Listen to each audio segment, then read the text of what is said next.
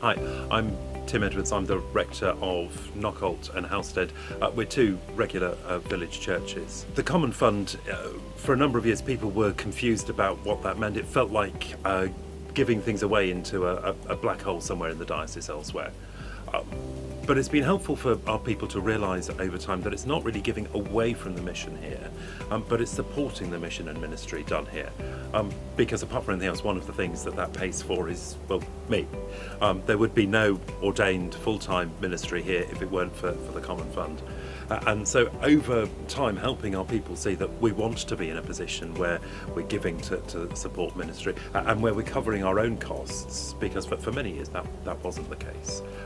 That's been a really important journey for us. So my name is Gary Barnes, I'm the treasurer.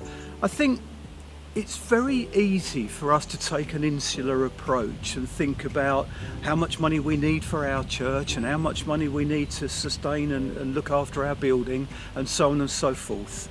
But it's important to remember that there is a bigger picture, and that's where the Common Fund comes in. Because we pay into that pot, as it were, that common fund, so that we can train rectors of the future, so that we get Tim fully trained and able to help us as best as he can now, but also other things like safeguarding support, HR support, even facilities that help us to grow our children and youth mission. And that's just part of the value of the Common Fund. There are a number of ways that we've benefited from the Common Fund and from the resource that there is in the diocesan central office through all sorts of things. One of those, for example, it's been really, really helpful to be able to go to the safeguarding team. Now, in most of those instances, the majority of people in our churches won't be aware of those at all, except, of course, for our benefice safeguarding officer, who is fantastic. But to be able to go for that expert advice, what do we do in this situation? Or there's this thing that we're not quite sure about. That's been superb. We couldn't have resourced that from within ourselves.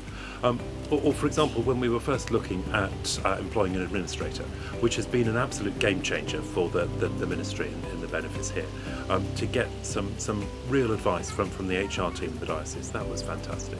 So as we started to educate ourselves a little bit more about the Common Fund, we came to realise that as generous as our congregation are, we were actually giving around about half of the national average, and that's in spite of living in a pretty comfortable, wealthy area, that we should be grateful for.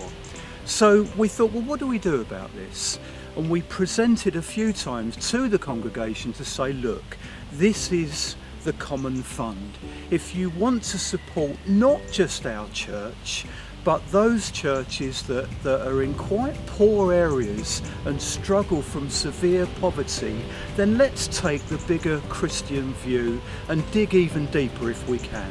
The solution that we found was simply teaching from the Bible that enabled people to understand.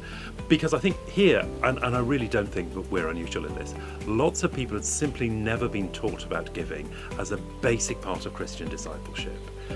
And so as we've taught from the Bible, as people have come to be just excited about the love of God shown to us in the Lord Jesus, as they've been thrilled about the change that's made in their lives, as they want to see the gospel go out locally and beyond, people have been excited to give to the work here and to give generously to the Common Fund, and that's been an absolute joy to see.